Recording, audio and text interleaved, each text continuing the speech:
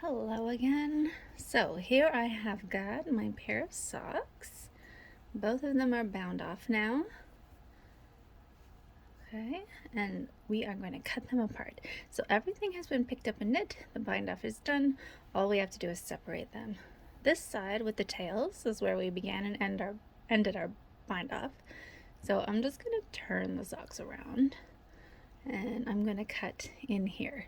So in here between the two bind offs, you can see when you open it up, those two rounds that we knit earlier, now they look like 3 rounds. And you can clearly see, well, I can, hopefully you guys can too. Hang on, let me get a good pointer here. Okay.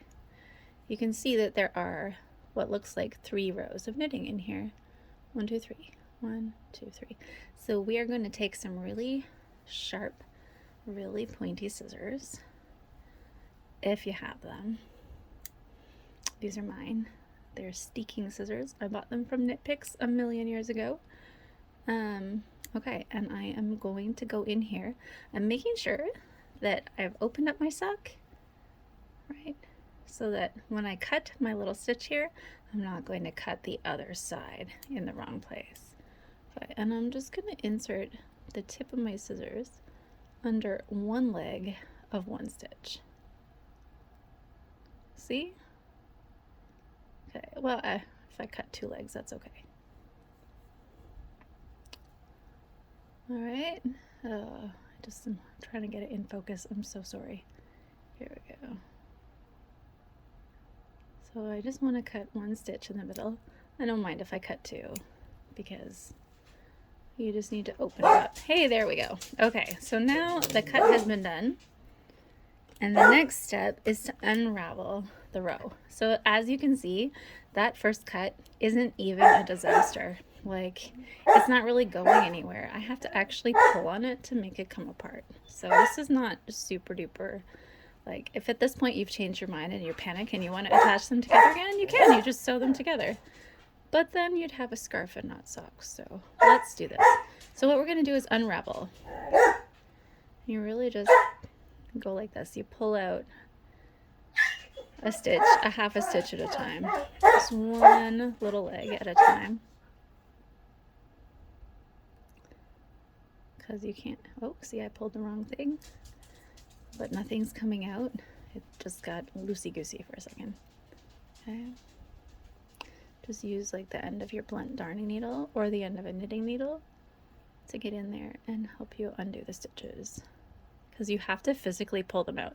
Like, they're not going to unravel on their own. Knitting doesn't unravel from side to side. It only unravels from like the top of a column down. And that's the reason why you can cut your knitting, because it doesn't unravel in this direction. You have to make it unravel. Okay. So, and the same thing over here. I'm going to go in both directions. Like, I can tug it a bit looser here, but it really works better when I use the needle to pull things out. Goodness. And it's easier to do it from this direction because I'm right-handed. If you're left-handed, you might find the other direction easier. Either way, it doesn't matter. You just take both sides of the sock and unravel it in both directions. You're aiming for the beginning / ending of the rounds that you made earlier with your bind offs. Okay. I'm going to show you the whole process so you can see what it's like. What it's like for me, what it will be like for you. Okay, here we go.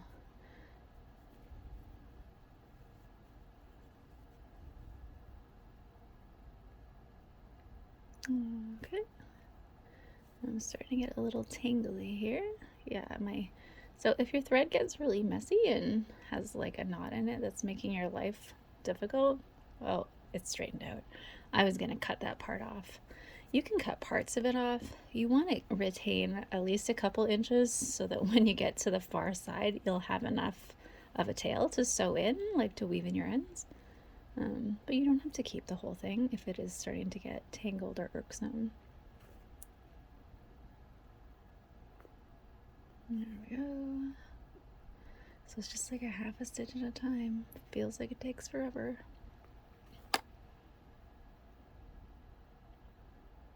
There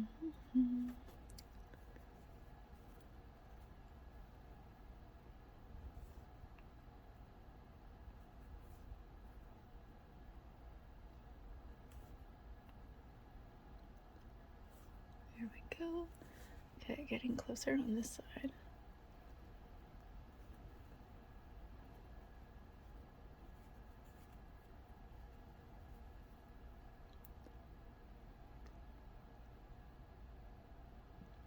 Oh, come on, needle. There we go.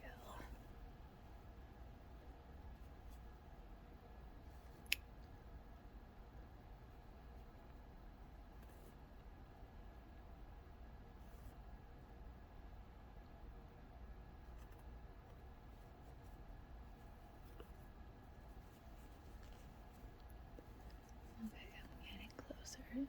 Still got a ways to go.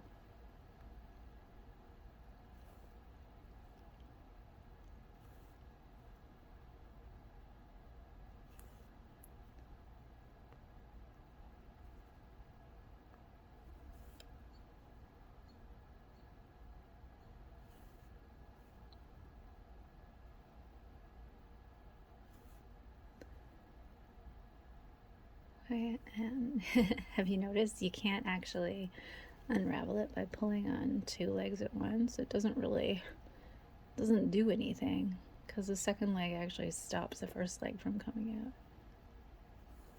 So it really does have to be one stitch at a time. One half a stitch at a time, rather. There we go. Okay, getting closer.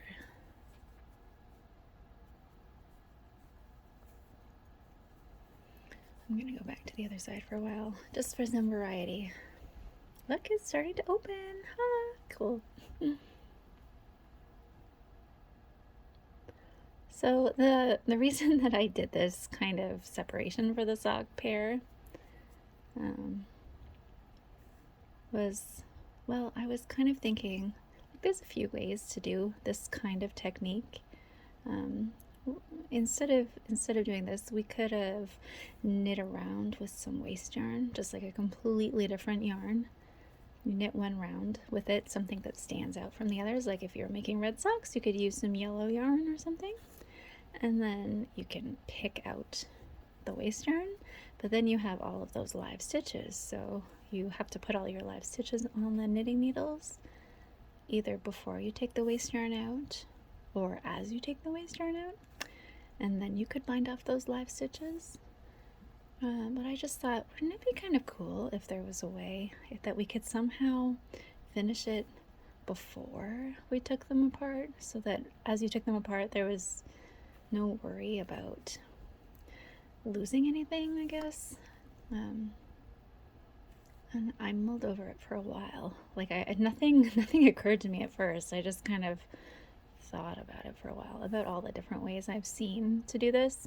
I mean, another way is really just to do exactly what I'm doing right now, to cut one stitch and unravel the rows and then put all the live stitches on the needles. Like you can see the funny stitches there. But I've taught enough classes over the years to know that that makes people nervous, all those live stitches. And like, it's not something you need to be super nervous about, because you can put those stitches on your needles. And if you drop a stitch, you can fix that. It's not the end of the world. Like, most of knitting can be fixed if you know how to pick up your drop stitches and fix them. I think I have a video about that, actually, how to fix drop stitches with a crochet hook. So a lot of things can be fixed, and I don't mind having live stitches just hanging in the air waiting for me to rescue them, because I know I can. But I do know that it is a thing that makes people nervous. So I thought, I feel like there's something obvious that I'm missing. Like, wouldn't it be cool if we could just deal with the stitches first and then separate the socks and have them already be finished? And I kind of thought about it like on the back burner. I mulled over it for a while. I always figure like it's a good idea to, if you have a problem that you're trying to work your way through, to sleep on it and just let it percolate in the back of your mind. Go about your business, you know, look at interesting things, learn new stuff, get distracted, wash some dishes or whatever. Do some boring stuff so your brain can just kind of mull things over. And so then about a month after I started mulling things over, I suddenly, it felt sudden, because like it came to me all of a sudden, oh my gosh, what if I just picked up a knit and bound off the stitches as I, like, around the outside of the sock? And then we could cut it apart afterwards and everything would be finished.